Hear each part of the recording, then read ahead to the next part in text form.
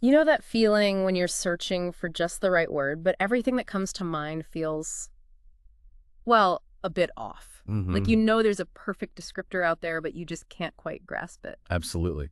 Or when you notice how two words that seem really similar, synonyms, actually give you completely different feelings. Exactly. They paint entirely different pictures in your mind. We often use them interchangeably, almost like on autopilot. Right, without thinking. But nestled within them are these really subtle distinctions that honestly hold immense power. Welcome to the Deep Dive. This is the show where we take your source material, dig deep, and unearth the most important nuggets of knowledge. We want to give you a shortcut to being truly well informed. And today, our deep dive is into, well, the fascinating world of language itself.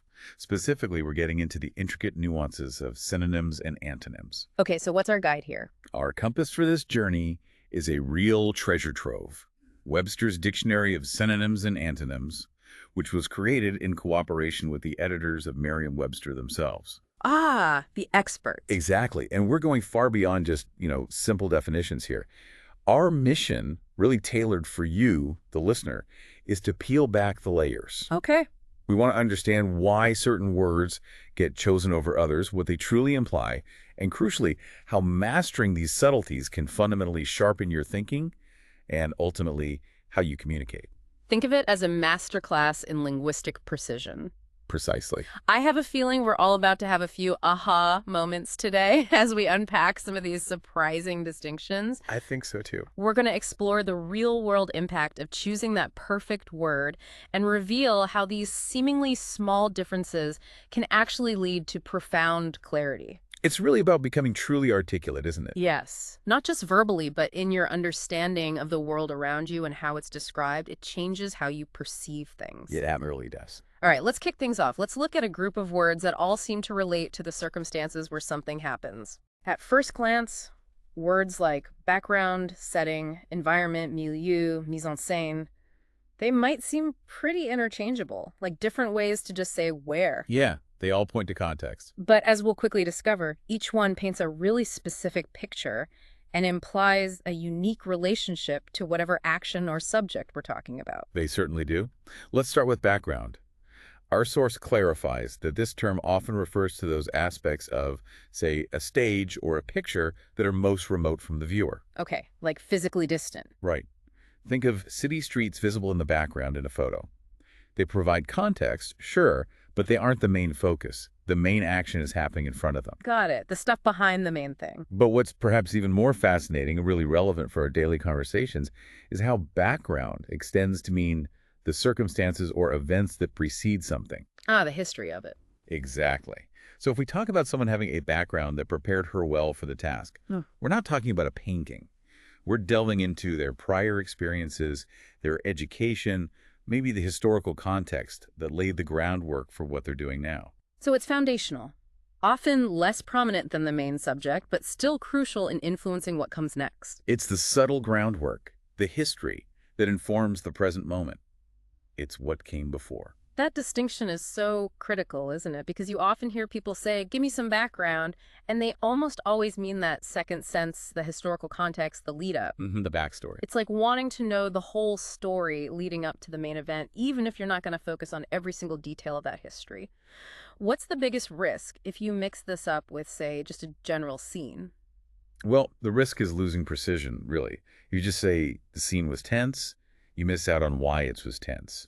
The background might provide that why by hinting at prior conflicts or events. Okay, so it lacks depth. Exactly. Yeah. Now, building on that idea of the stage, let's look at setting. This word describes the specific time, place, and conditions in which characters act, especially in literature, art, or drama. More specific than background. Much more specific. The dictionary offers the example, chose a 19th century setting for her novel. This isn't just a place, it's the specific stage where the narrative unfolds. It makes it completely critical to how you understand the story. Right. The time and place really shape the characters' options and actions. Precisely. And what's particularly insightful from the source is how it suggests setting can also be used when you're looking at a real-life situation as though it were a dramatic representation. Oh, interesting. Like framing reality. Sort of. So if we hear about a social reformer who was born into the most unlikely social setting, we're not just talking about a physical location. We're framing their life and actions within a specific, almost narrative-like context. It feels more active than the background, because the setting actively shapes the possibilities and constraints of the action. Think about props and lighting defining a play. The setting defines the real-life play. I can absolutely see that. How a change in setting can fundamentally alter a story or even a real-life outcome. Give me an example. Okay, imagine a really tense negotiation. The setting, say, a formal, intimidating boardroom versus a casual, relaxed coffee shop that changes the whole dynamic, right? The perceived power structures, even the language people use. Definitely. It's not just where, it's the kind of where, the immediate theatrical context of the action itself. Perfectly put. And building on that idea of context, environment takes us a step further. It dives into the forces that actively mold us. Mold us. How? Well, this term applies to all the external factors that have a formative influence on one's physical, mental, or moral development. Ah, so it's about influence. Deep influence. The example from the source, the kind of environment that produces juvenile delinquents, illustrates this powerfully. Environment isn't merely about location. It's more than just place. It's a holistic external force that shapes an individual or a group over time. It's less about the specific stage for one action and more about the sum total of conditioning factors, social, physical, economic, that contribute to growth, behavior, or character. This sounds like the core of the whole nature versus nurture debate. It's fundamental to it, yes, because it directly addresses the role of external influence on development. Different environments, think academic, competitive, nurturing, stressful, they can profoundly shape an individual's growth trajectory and personality, sometimes without them even realizing the impact. So environment is really about the forces that shape you from the outside in. You could be in the same literal setting as someone else, like a classroom. Right. But your personal environment within that setting, based on your interactions, your family support, your resources, your personal history, that could be completely different, and it shapes you in unique ways. It's like your personal ecosystem around you. That's an excellent way to put it. Okay, that makes sense. What's next? Then there's milieu. This term applies especially to the physical and social surroundings of a person or group. Physical and social. How's that different from environment? It's often more specific, particularly regarding the atmosphere or shared context within a cultural, professional, or social bubble. The source gives a great example: an intellectual milieu conducive to bold experimentation in the arts. Ah, so it's got a sort of vibe element. Exactly. While environment is broad and about formative influence, milieu often captures the prevailing spirit or conditions, especially social or intellectual ones, that define a group's shared experience and outlook. Like the general feeling of a place or group. Yes, a kind of collective atmosphere. A supportive intellectual milieu, for instance, can be a breeding ground for innovation, whereas a toxic work environment might stifle it. It's the intangible yet powerful essence of a shared space or community. Milieu just sounds so much more sophisticated, doesn't it? It does have that feel. It feels like you're describing the essence of a place's culture or a group's shared understanding. Not just the things around you, but the feeling of those things, the collective atmosphere. It feels like a word you'd pull out when you really want to show off your linguistic precision. And that precision is valuable. Finally, in this group, we arrive at mise en scène. Ooh, the French one. Sounds fancy. It is, and it's perhaps the most specific and evocative of the group, strongly connected to theater and film. Our source states it strongly suggests the use of properties to achieve a particular atmosphere or theatrical effect. So, using objects to create a mood. Precisely. The example is a tale of the occult with a carefully crafted mise en scène. This isn't just about what's there. It's about how every single element, every object, furniture, the lighting, the arrangement, is deliberately placed and used to create a specific mood, convey meaning, or achieve a dramatic impact. Ah, so it implies conscious artistry and control. Definitely. It reflects its theatrical roots. It's about the purposeful arrangement of all the visual elements within a scene to tell a story or evoke a feeling, often without needing a single line of dialogue. The visuals do the talking. Hey, let me see if I've got this. If I just have a messy room, that's its environment, maybe part of my student milieu. Right. But a film director makes a room precisely messy, with specific items scattered just so, like a half-eaten pizza, crumpled rejection letters, paint-splattered easel to show a struggling artist's desperation. That's mise en scène. You've nailed it. It's the difference between accidental context and intentional visual storytelling. It's the art of using the surroundings to convey narrative or emotion, turning every detail into a subtle clue for the audience. Wow, okay, so what does this all mean for us? What's the big takeaway from this group? I think the key takeaway here is that context isn't a monolith.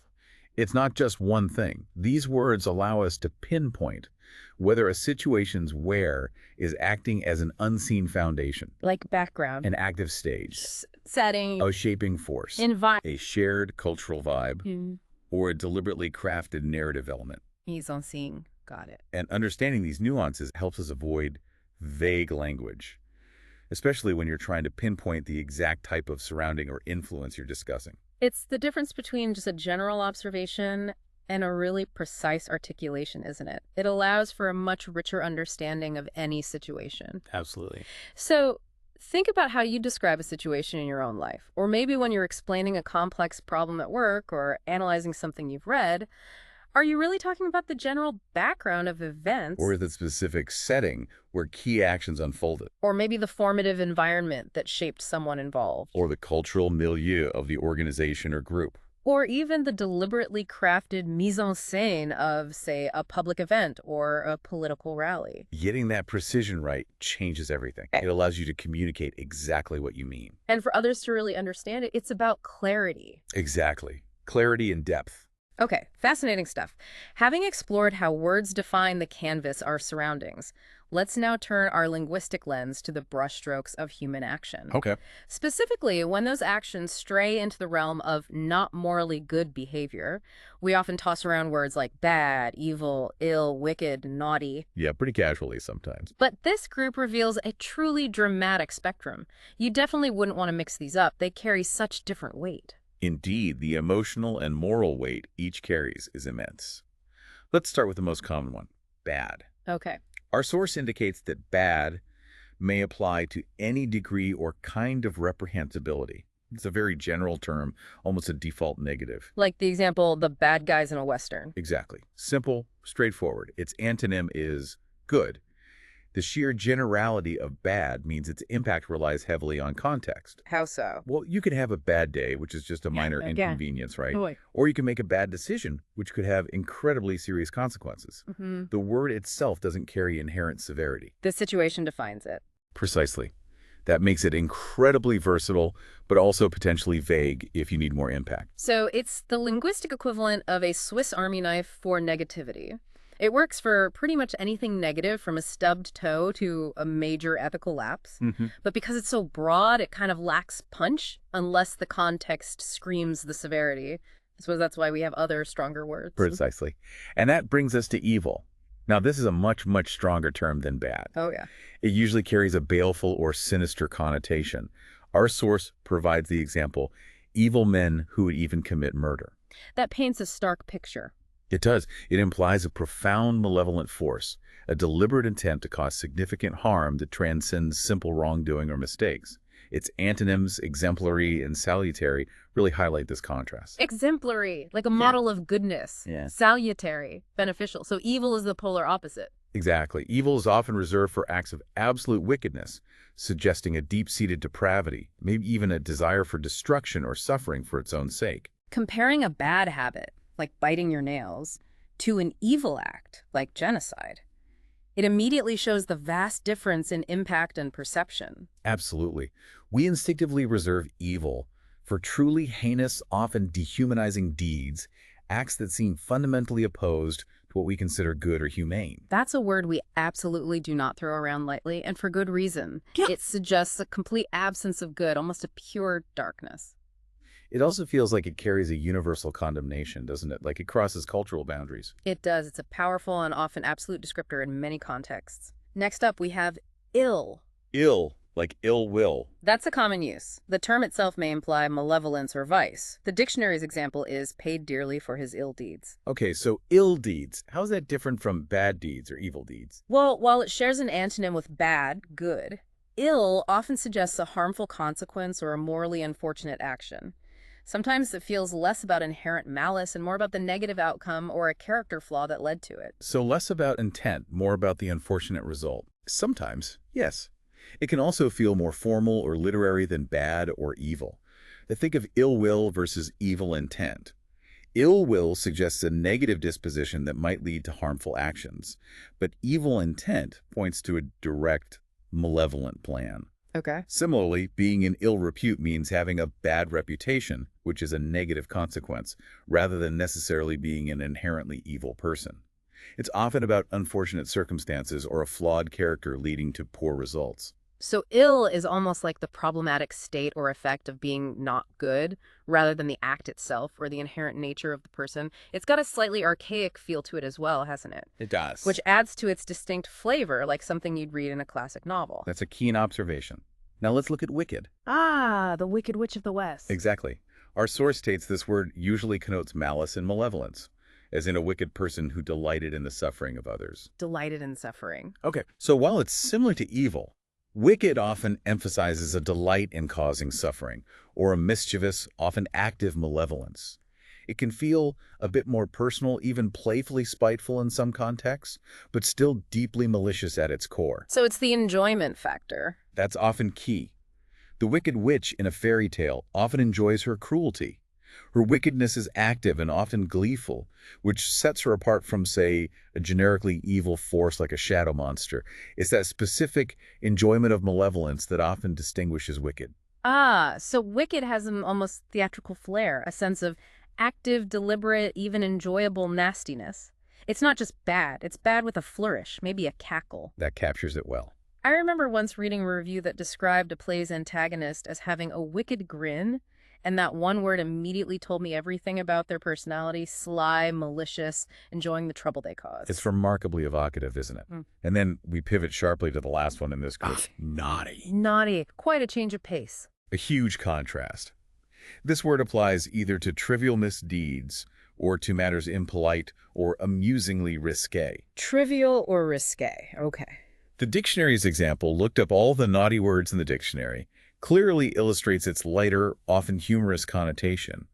Naughty is about minor infractions, playful defiance, or maybe a light touch of impropriety. Things kids do. Often used for children, yes. Or in a humorous adult context.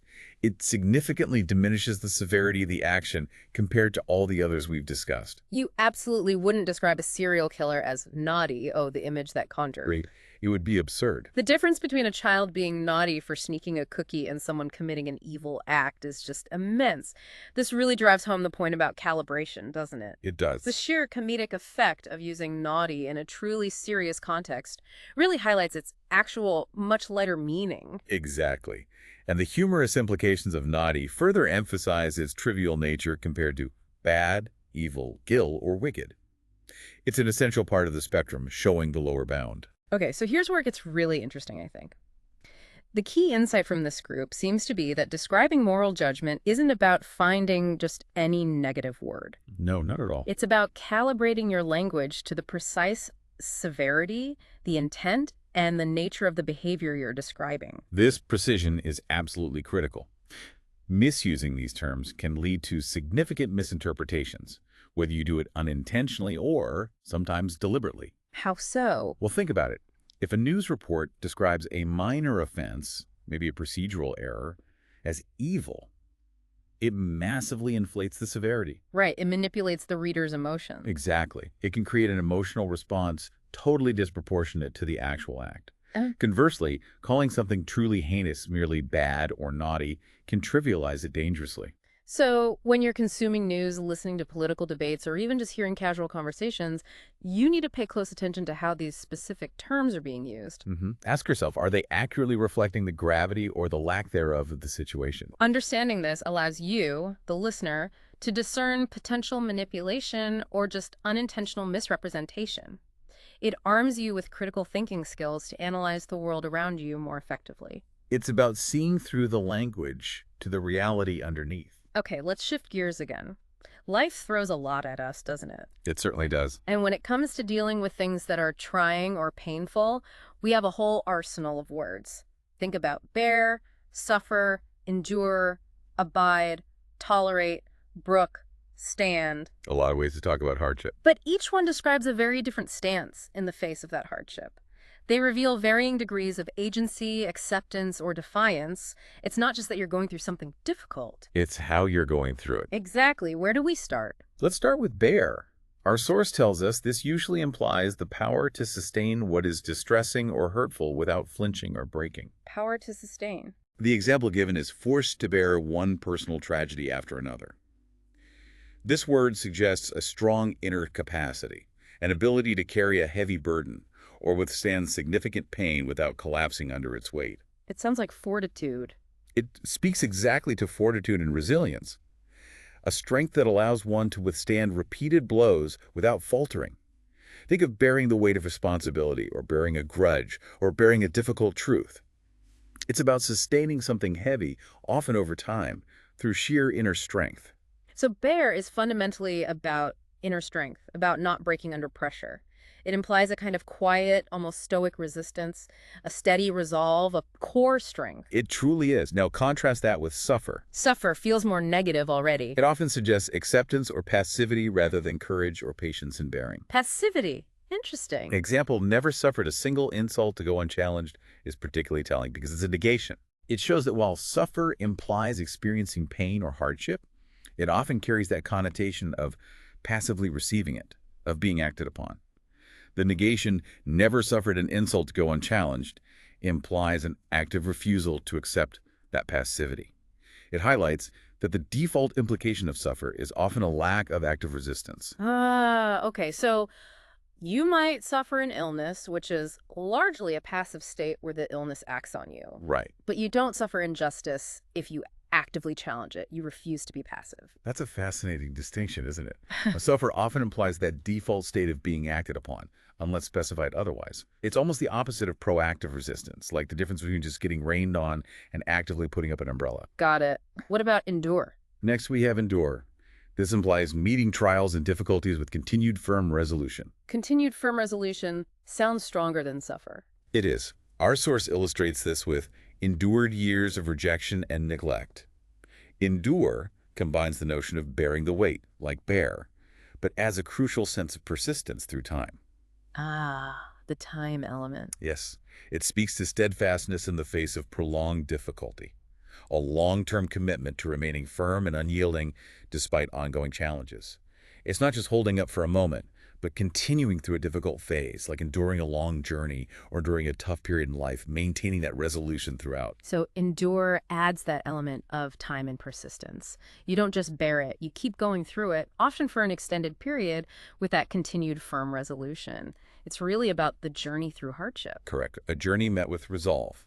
Then there's abide. Abide. The dude abides. Yes, though maybe not quite in that sense here. Okay. This suggests acceptance without resistance or protest. Acceptance without protest sounds passive again, like suffer.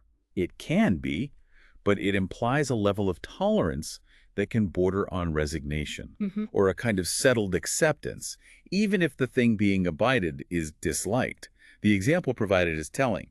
I cannot abide her chronic rudeness. The negation again? Right. The negation powerfully shows a breaking point. To not abide something means you absolutely cannot settle for it. You've reached your limit of acceptance. When you can abide something, you've reached a point of allowing it to continue, perhaps reluctantly, but without active confrontation or protest. You just let it be. Abide always sounds like you're just putting up with something. Not necessarily fighting it, maybe not even actively tolerating it with a grand purpose, but just letting it exist alongside you. That's a good way to phrase it. And when you can't abide something, it feels like a deep, visceral rejection, almost a physical impossibility to coexist with it. I think we all have a few things we simply cannot abide. I'm sure we do. Now, closely related but distinct is tolerate. Okay, tolerate. How's that different from abide? Tolerate suggests overcoming or successfully controlling an impulse to resist, avoid, or resent something injurious or distasteful. Controlling an impulse. So it's more active. Yes, there's an active mental effort highlighted here. Our source gives the example, tolerated his affairs for the sake of the children. Tolerate emphasizes a conscious decision to allow something to continue, even though it's undesirable or painful. There's a reason behind it. Often, yes. There's a deliberate choice involved, usually for a greater purpose, or to prevent a worse outcome. You might tolerate a difficult neighbor to keep the peace, or tolerate spicy food even if you don't love it. It's a conscious act of putting up with something, often with a clear rationale behind it. You're actively suppressing your desire to reject it. So tolerate implies a strategic decision, maybe a weighing of pros and cons, often for a larger goal. It's not passive acceptance like abide might be. It's a form of active controlled allowance, almost like a negotiation with your own impulses. Exactly. Now, moving to a much more assertive term, brook. Brook, like a stream. Nah. Same spelling, different meaning. This word implies self-assertion and defiance. Defiance. Okay, strong word. Very strong. The example provided is, will not brook restraint. This is a strong, often quite formal word, indicating a refusal to accept or allow something, often with a sense of pride, authority, or principle. It's an active, forceful rejection, not passive acceptance or grudging tolerance. So if a leader says they will not brook dissent, It means they will not permit or endure any disagreement. It implies an uncompromising stance and a forceful rejection of anything that challenges their authority or position. No negotiation, no tolerance. brook has a real power to it, doesn't it? It's not just, I won't accept this. It feels more like, I absolutely refuse to allow this to exist in my presence. It's a very definitive, often formal stance, almost like drawing a line in the sand. It is a very firm line. Finally, in this group we have stand. Stand, like I can't stand it. Exactly like that. Our source says this emphasizes even more strongly the ability to bear without discomposure or flinching. Without discomposure, Yeah. so maintaining calm. Yes. The example, she cannot stand teasing, again, uses a negation to illustrate the core meaning. Stand, in this sense, is about maintaining your composure and emotional stability under pressure. To stand something means to face it directly and remain calm and unperturbed by it. So the negative means you lose that composure. Precisely. Cannot stand teasing highlights a point of utter inability to maintain equanimity. The discomfort is too great, and it breaks your composure. It implies a direct confrontation with the discomfort, and either winning that internal battle for composure, being able to stand it, or losing it, not being able to stand it. Okay, so you might be able to stand the pressure of a big presentation, you keep your cool, Right. but you maybe cannot stand unfair criticism because it fundamentally disturbs your peace or your sense of justice, and you react emotionally. It's about that internal resilience and equilibrium. Precisely. It's about maintaining that inner equilibrium or the inability to do so when faced with something difficult. Wow. Okay, so pulling this all together, what does this group tell us? What's the core insight? The key insight here is that when we talk about facing difficulty, we're not just describing the problem itself. We're also describing the precise posture someone takes in relation to it. Their stance towards the hardship. Exactly. From passive acceptance like suffer or abide, to resolute determination like endure, grudging allowance like tolerate, outright refusal like brook, or maintaining composure like stand. This nuanced vocabulary allows you to articulate not just that someone is dealing with difficulty, but how they're dealing with it. Absolutely. Each word offers a window into the character, the resilience, the strategy, and the circumstances of the person experiencing the hardship. It provides far more depth than just saying someone is having a hard time. So think about how you describe your own struggles or those of others. Are they suffering through a situation passively? Or are they enduring it with steadfast resolve? Can you abide a particular annoying condition, just letting it be? Or do you brook no interference with your core principles? Do you consciously tolerate something for a specific reason? Or can you simply not stand something because it breaks your composure? These choices in language reveal deep insights into character and circumstance, allowing you to paint a much more accurate and empathetic picture for yourself and for others. It's about understanding the human response to adversity. Really powerful. Okay, let's move from internal struggles to outward presentation.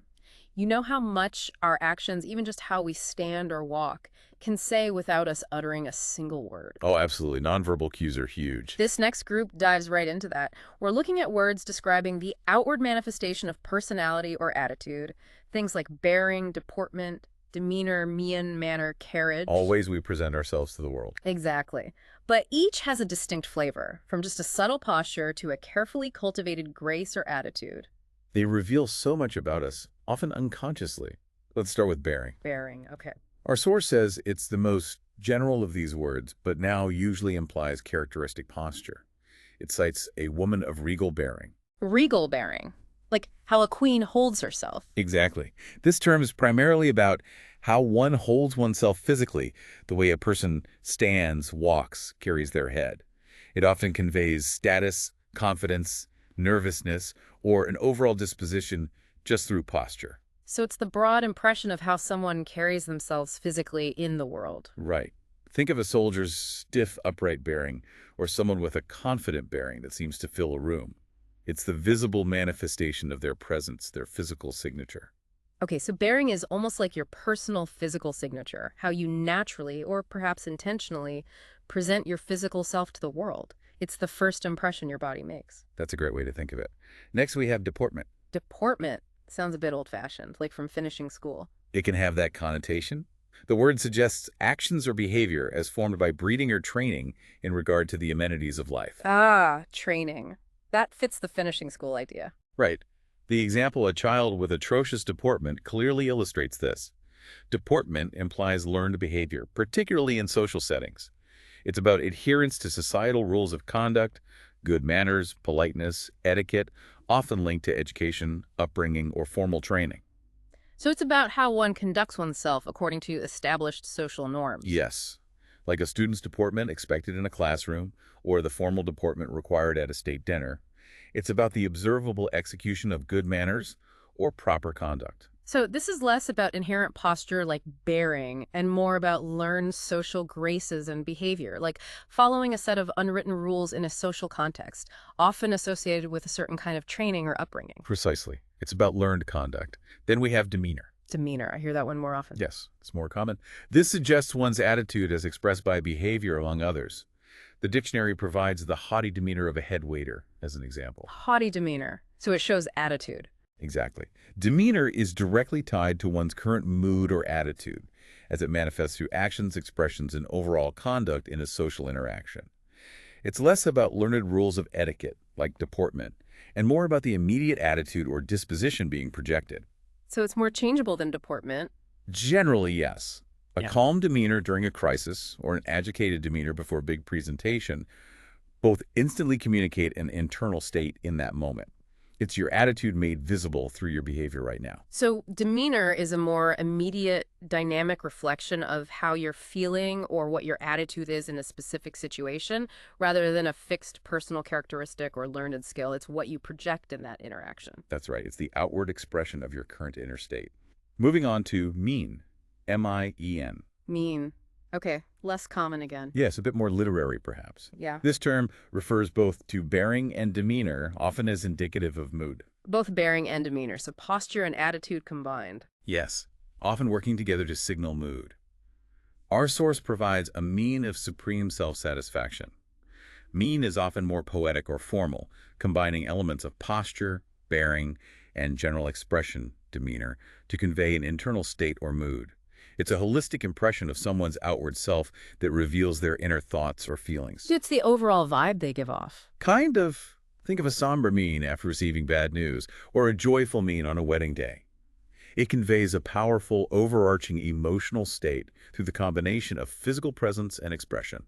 It's the overall visual impression of someone's state of mind and body language. So mean is like the complete package, how you carry yourself, how you express yourself, all combining to tell a story about your inner state.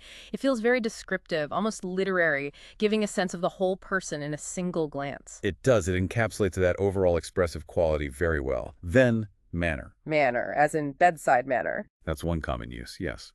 This word implies characteristic or customary way of moving and gesturing in a social context. The example provided is the imperious manner of a man used to giving orders. Imperious manner. So it's about how they act habitually. Exactly. Manner focuses on habitual ways of interacting, specific gestures, patterns of behavior, ways of speaking. It's about the unique style of how someone does things socially. It could be a nervous manner, a charming manner, a brusque manner, or a casual manner of speaking. It's the idiosyncratic way a person carries out their social actions. So manner is the how of your actions, the specific style of your interactions. It's the unique way someone conducts themselves in various situations, maybe like a verbal tic, a distinctive way of walking when talking, or that bedside manner you mentioned, their personal style. Exactly, their characteristic style of interaction. Finally, carriage. Carriage, like a horse-drawn carriage. Related to carrying oneself, yes. This word applies chiefly to habitual posture in standing or walking, as exemplified by the kind of carriage learned at elite private schools. Ah, posture again, like bearing, but maybe more specific. Yes, it's perhaps the most specific regarding posture, especially habitual posture while standing or moving. Carriage often implies a cultivated or disciplined way of holding one's body, particularly when moving. It's frequently associated with grace, elegance, or military discipline. So it often suggests training. Often, yes. Think of a dancer's elegant carriage or the disciplined, upright carriage of a military officer. It highlights the conscious or trained effort and how one presents oneself physically, especially in motion. Carriage definitely evokes that sense of deliberate, almost trained posture, a graceful or disciplined way of moving. It seems less about your mood, like demeanor, and more about cultivated physical presence and control. It does. It highlights that cultivated aspect of physical presentation. Okay, what's fascinating here is how this group highlights that our bodies and actions are constantly communicating, often much more powerfully than our words ever could. Absolutely. The nonverbal channel is rich. The key insight seems to be that describing a person's presence isn't just about their look. It's about discerning the subtle ways their body language, their posture, their movements, their expressions reveals their personality, their training, their background, and their momentary attitude. Understanding these distinctions allows you, as an observer, to articulate the subtle clues people give off. It's about reading beyond the obvious, noticing the unspoken signals that color every interaction, and having the right words to describe what you see. So the next time you meet someone new, or even observe people you know well, maybe try to consciously observe what bearing do they have? How does their demeanor shift in different situations? What does their mien tell you about their inner state? What are their characteristic manners? Do they have a notable carriage? Paying attention to these nonverbal cues and having the words to describe them accurately can give you a much richer understanding of interactions, both personal and professional. These words are tools for deeper observation and description. Definitely. Tools for seeing more clearly. Okay, another crucial area of human experience, Mhm. facing danger or difficulty. How do we respond? We often just use general words like brave or courageous, They get used a lot, sometimes interchangeably. but our source gives us a whole lexicon of fearlessness, each with its own specific flavor, from just a simple lack of fear all the way to truly illustrious, legendary deeds. We're talking brave, courageous, unafraid, fearless, intrepid, valiant, valorous, dauntless. It's a rich tapestry of the human spirit in the face of adversity or challenge. It really is. Where should we start with this set? Let's start with the most common one. Brave. Our source states this indicates lack of fear in alarming or difficult circumstances. Lack of fear. Simple enough. And the example is quite charming. A brave kitten hissing at the much bigger dog. Its antonym is craven.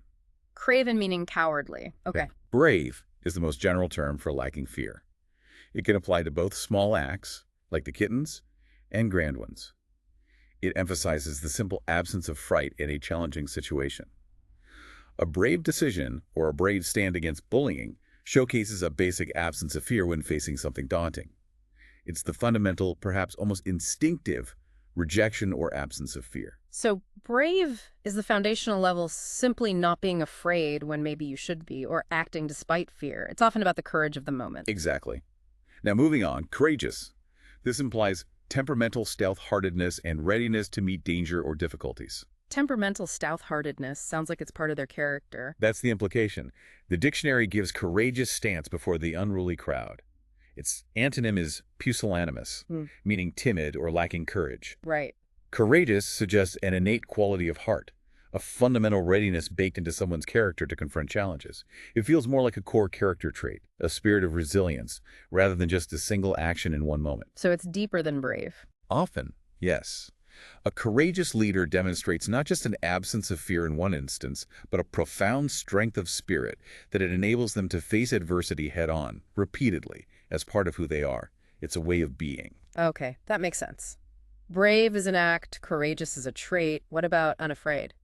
Unafraid indicates simple lack of fright or fear. The source illustrates with face the future unafraid. Its antonym is simply afraid. Simple lack of fright. How's that different from brave? This is the most direct term. It emphasizes a state of being without fear, rather than necessarily acting bravely despite fear or actively combating it. It can be a calm, quiet absence of apprehension, a serene acceptance, or just simple lack of emotional response to a potentially frightening situation. So it's more passive. It can feel that way. Oh. Walking into a dark room unafraid means you simply don't feel fear in that moment, a state of inner calm or lack of stimulus, perhaps. So unafraid is a state of being, a passive absence of fear, while brave is often an action taken despite the potential presence of fear. That's a subtle but really important difference, isn't it? It is. The focus is different. Next, fearless. Fearless sounds stronger than unafraid. It often is. This word may indicate lack of fear or, more positively, undismayed resolution. The example given is, took a fearless stance against powerful opponents. Its antonym is fearful. Undismayed resolution. Okay, so it's more active. It can be. While similar to unafraid, simply lacking fear, fearless also carries a stronger, more active connotation of being resolute and not discouraged by potential threats or opposition. A fearless explorer venturing into the unknown isn't just lacking fear, they're actively embracing challenges and remaining undismayed by whatever dangers they might encounter. They move forward with conviction. So fearless adds that proactive, undaunted element. They're not just not afraid, they're actively not letting anything stop them, pushing forward with determination despite what might be ahead. Exactly. A positive assertion against fear. Now, for intrepid. Intrepid sounds adventurous. It does. This word suggests daring in meeting danger or fortitude in enduring it. The dictionary provides intrepid pioneers struggling westward. Daring and fortitude. Intrepid evokes a sense of adventurous spirit, a willingness to face dangers with boldness, and also a capacity for endurance through difficult circumstances. It often describes heroic journeys, explorations into the unknown, like intrepid astronauts, or perhaps intrepid journalists venturing into war zones. It speaks to a pioneering spirit, a bold willingness to confront the unknown head-on. Intrepid feels like a call to adventure. It's not just brave. It's bravely pursuing something, often against great odds, maybe with a sense of excitement and daring mixed in. It does. It suggests a certain bold, adventurous, and heroic quality. Next, valiant. Valiant, like Prince Valiant, knights and stuff. That fits. It implies resolute courage and fortitude, whether in facing danger or attaining some end. Our source offers her valiant efforts to perfect her technique. Its antonyms are timid and dastardly. Attaining some end, so it's about effort towards a goal. Yes. Valiant combines courage with a determined, persistent effort towards a specific goal, not just in facing danger passively. It suggests noble and persistent striving, often against significant challenges or obstacles.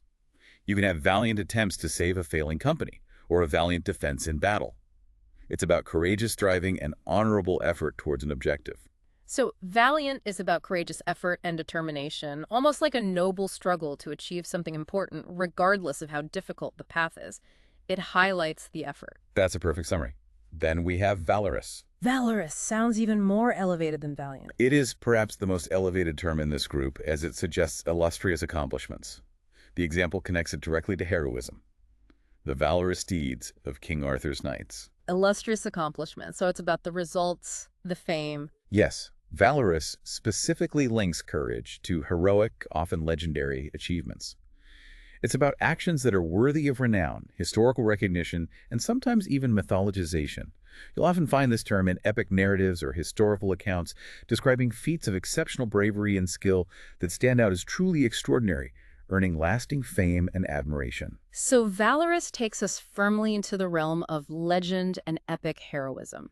It's not just brave. It's brave in a way that inspires awe and leaves a mark on history or myth. It's bravery that transcends the moment and becomes a story told for generations. Absolutely. It's about renowned heroic achievement. Finally, dauntless. Dauntless. Sounds like undaunted. Very close. This word emphasizes determination, resolution, and fearlessness. The dictionary's example is held their dauntless position to the end. Its antonym is poltroon, another word for coward. Determination, resolution, fearlessness. So it's about willpower. Exactly. Dauntless highlights an unyielding spirit, a refusal to be intimidated or discouraged, even in the face of overwhelming odds or extreme pressure. It speaks to an unbreakable will and an unwavering resolve. A dauntless spirit in pursuit of a dream or a dauntless resolve to overcome obstacles signifies an unstoppable inner strength that simply cannot be beaten down or frightened off. So dauntless is about that sheer, unyielding willpower, that refusal to be put off or scared by anything, no matter the pressure. It's an indomitable spirit refusing to quit. Precisely. It implies an invincible spirit that faces down all challenges without being disheartened or losing resolve. Wow. Okay, if we connect this all to the bigger picture, the key insight here is absolutely incredible. Courage isn't just one single trait. Not at all. It's a profound spectrum of responses to fear and difficulty, ranging from simple, calm composure or lack of fear Like unafraid, to active daring, intrepid, to enduring fortitude, endure, valiant, and even up to illustrious, almost legendary heroism. valorous. It covers so much ground. This nuanced vocabulary allows us to really honor and distinguish the specific quality of bravery being displayed in any given situation. It helps us understand that courage manifests in many different forms, each with its own unique shade, intensity, and impact. It avoids lumping very different kinds of strength together under one generic label. So think about the stories you tell or the ones you consume, books, movies, news reports. Is the character or person being described simply brave? Or are they perhaps intrepid in their adventurous journey? Are they valiant in their persistent efforts against the odds? Are they courageous as a core part of their character? Or maybe dauntless in their unwavering conviction? Choosing the precise word enriches the narrative immensely. It deepens the appreciation for their specific qualities and makes your descriptions far more impactful and accurate. It brings the story to life. It really does. Precision matters. Okay, one last group for today. Every society, every relationship, every game really has rules, right? Absolutely. Rules, laws, obligations, expectations, they structure everything. And where there are rules, there are always ways to break them. Our final set of words explores the nuanced ways we talk about the breaking of a law, duty, or obligation.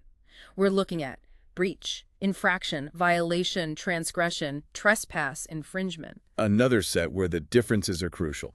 Each word tells a very specific story about the nature of the broken rule and its implications, from what might be a minor misstep to a really serious betrayal or offense. Let's delve into this. First up is breach. This word implies failure to keep a promise. Failure to keep a promise. Okay. The source gives a very common example. Sued for breach of contract. Its antonym is observance. Breach of contract. Yeah, that makes sense. A contract is a promise. Exactly. Breach is most commonly associated with agreements, promises, or formal obligations. It signifies a failure to fulfill a commitment, often with legal or contractual implications. Think of a breach of trust in a friendship. A promise, explicit or implicit, has been broken. Or like a security breach in a computer system. Yes. That implies a failure to uphold a protective agreement or standard, often with significant consequences. It's about breaking through a barrier or failing an obligation. So breach is fundamentally about breaking a specific agreement, a promise, or an established barrier, whether that's literal or figurative. It's about a failure to uphold an understood commitment. Exactly. Next, infraction. This usually implies the breaking of a law or obligation, as in an infraction of the school rules. Its antonym is also observance. Infraction sounds less serious than breach. Generally, yes. Infraction often refers to minor or less severe rule breaking, typically within a defined system like a school, a sport, traffic regulations, or company policy. It's a relatively light term for a minor offense. Like a parking ticket is an infraction. Exactly. A parking infraction or a minor infraction of company policy, like being late occasionally. It suggests a less serious breaking of the rules, perhaps one that carries a minor penalty rather than severe consequences. It's a common, everyday type of rule breaking. So infraction is like a slap on the wrist, a minor misstep within a system, nothing too severe. It feels almost bureaucratic sometimes. It can, yes. Contrast that sharply with violation. Violation sounds much more serious. It is. This word implies the flagrant disregard of the law or the rights of others, and often suggests the exercise of force or violence. Flagrant disregard. Force or violence? Okay, that's intense. Our source exemplifies this with, the police interference was a violation of the right to free assembly. Violation is a much stronger term than infraction. It implies a serious, often forceful, aggressive, or blatant disregard for established laws, rights, or even sacred principles. So things like human rights violations. Exactly. Human rights violations, a violation of privacy, a serious safety violation at a workplace, all of these carry significant moral or legal weight due to their forceful nature or their impact on fundamental rights. It's an aggressive breaking of important norms or laws. So violation means not just breaking a rule, but actively trampling on it, often with force or a complete lack of respect for the rule itself or the rights it protects. It feels like a much more active and malicious act than an infraction. That's a great way to describe the feeling it conveys. Next, transgression. Transgression sounds weighty, moral, maybe? You've hit it. This term, often with a moral connotation, applies to any act that goes beyond the limits prescribed by law, rule, or order. The dictionary cites censured for repeated financial transgression. Financial transgressions. So, breaking rules, but with that moral overtone. Yes, transgression carries a heavier moral weight. It suggests a crossing of an ethical or moral line, often implying a sin or a significant moral error. Not just a legal one, it's about overstepping boundaries, especially those defined by ethics, morality, or even religious law. So it's about crossing a line that perhaps shouldn't have been crossed, regardless of the strict legal consequences. Often, yes. A moral transgression might be an act against one's own deeply held principles or against broadly accepted societal norms of right and wrong. It implies a deeper ethical failing than a simple rule break. It suggests a departure from moral rectitude. Transgression feels like it comes with a sigh, almost like a disappointment in moral character. It feels more personal, maybe about a failure of one's own integrity or values. Exactly. It's often associated with a sense of wrongdoing that extends beyond mere legality into the ethical realm. Then we have trespass. Trespass, like no trespassing signs. Entering property. That's the most common literal meaning. This word implies an encroachment on the rights, the comfort, or the property of others. The example given is a would-be burglar who is arrested for trespass. Encroachment. So entering where you shouldn't. Primarily, yes. It's about entering or intruding upon someone's space, property, or domain without permission. But it can be literal, like legal trespass on private property, or figurative. Figurative trespass. Like trespassing on someone's patience, or trespassing on their privacy by asking overly personal questions.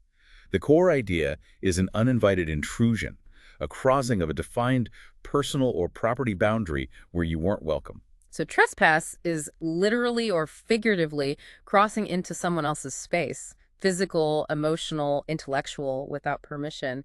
It's about boundaries being crossed in a very direct, invasive way. Precisely. Finally, infringement. Infringement sounds legal. Yeah. Copyright infringement. Exactly, the prime example. Infringement implies an encroachment upon a legally protected right or privilege. Our source provides any unauthorized reproduction constitutes an infringement of the book's copyright. Legally protected, right? Okay, very specific. Yes, infringement is very specific to legal rights, particularly intellectual property rights like patents and copyrights, but also fundamental liberties or other legally established privileges. It implies a violation of an established legal boundary or privilege that has specific legal protections attached to it. So copyright infringement, patent infringement may be an infringement on free speech rights. Those are all clear examples of this term's specific legal application. It's a precise legal term for the violation of established protected rights.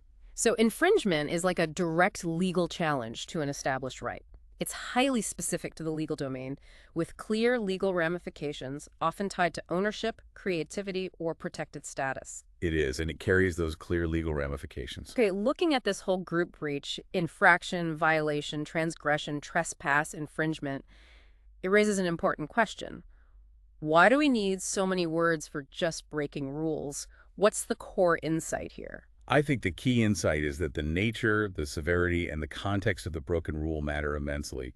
We don't experience all rule breaking the same way. Right. A parking ticket feels different from a betrayal of trust. Vastly different. So from a casual infraction of a minor rule to a serious violation of fundamental rights that might involve force. To a morally weighted transgression that crosses an ethical line. To a specific breach of a promise or contract, or an intrusive trespass on property or rights, or a legal infringement on protected privileges. The precise term clarifies the stakes. It tells you exactly what kind of rule was broken, how serious it was, and what the likely implications are. It allows us to distinguish between, say, a simple mistake or minor offense and a profound ethical failure or a serious legal offense. So when you read about legal matters or ethical dilemmas in the news, or even when you're navigating everyday arguments or disagreements, paying attention to these specific words helps you understand the exact nature and the perceived gravity of the wrongdoing being described. Absolutely. It's the difference between understanding a situation as a minor misstep versus grasping it as a serious offense with major consequences. This linguistic precision allows you, the listener, to interpret the world with far greater discernment, to evaluate claims more accurately, and maybe even to hold others and yourself to a higher standard of clarity when discussing right and wrong. It's about using language not just to communicate, but to understand the moral and legal landscape more clearly. We've journeyed through just a few fascinating corners of language today, haven't we? We really have. Revealing how words we often treat as interchangeable actually carry incredibly distinct meanings. Each one has its own history, its own nuance, its own precise application. From how we describe physical space and the contexts that shape us, To the depths of human emotion and resilience in the face of adversity, and the specific ways rules and obligations can be broken. the English language offers just immense precision if we know where to look and take the time to appreciate it. And this deep dive wasn't just about building your vocabulary, although hopefully that happened too. Yeah. It was really about sharpening your capacity for understanding, How so? for discerning subtle differences, for seeing layers of meaning, and ultimately for expressing yourself with greater clarity and impact. Being truly well-informed means not just knowing the facts, but really understanding the words used to convey those facts. Recognizing their shades of meaning and the specific pictures they paint in our minds and the minds of others. Exactly. So here's something to maybe mull over as we wrap up. If choosing the right word can so profoundly change our understanding of a concept as seemingly simple as bad or courage, what other subtle, powerful distinctions are hiding in plain sight in the language we use every single day? And maybe more importantly, what happens when those distinctions are deliberately blurred, either for manipulation or just through carelessness? What gets lost? That's a great question. So maybe the next time you're reading an article or listening to a debate or even just having a casual conversation, challenge yourself a little. Ask yourself, is that the exact right word for what's being conveyed here? What Yes. nuances does it carry? And what would happen if they used a seemingly similar synonym instead? How would the meaning or the feeling change? You might just uncover a whole new layer of meaning and insight that was previously hidden just beneath the surface of the words. Thank you so much for joining us on this deep dive. We hope you feel a little more well-informed and perhaps a little more curious about the incredible power locked inside our everyday words. Thanks for listening.